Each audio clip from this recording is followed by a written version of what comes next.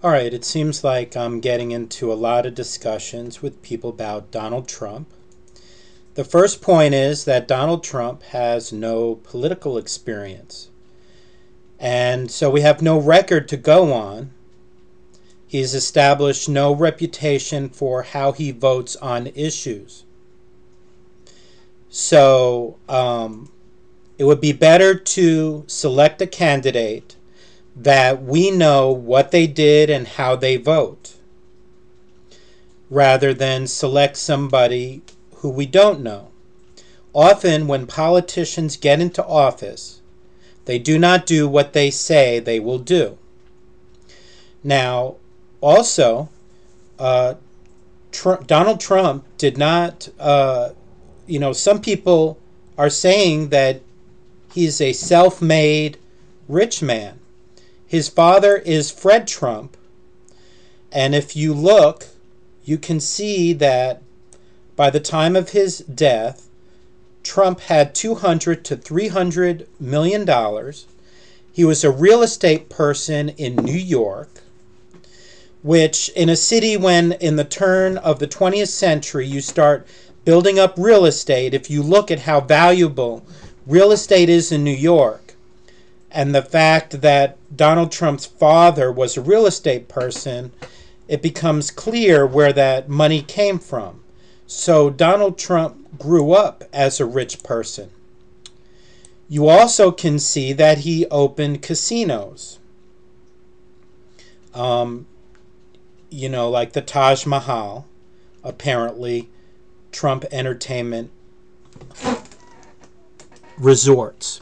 So if you look and see now, basically what does these casinos take advantage of, the gambling habits of people. Gambling habits, according to the Mayo Clinic, and I'll put the links in, it stimulates the brain's reward system much like drugs and alcohol can. So gambling is taking advantage of an addiction like drug dealers and, people who are alcoholics. This is one of the ways that Donald Trump makes his money.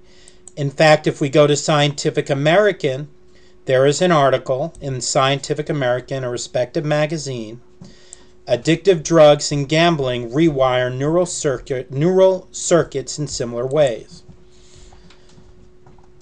So again, good speeches are wonderful, and I will say that he managed to take a lot of money and make it into more money.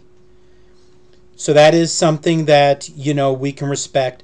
Not to say that he did that ethically or how he did that, but he does not have a political record, and you're looking at electing somebody for the leadership position in this country, one of the major positions in the world, and you don't pick somebody for an important job without an established record, resume, good references.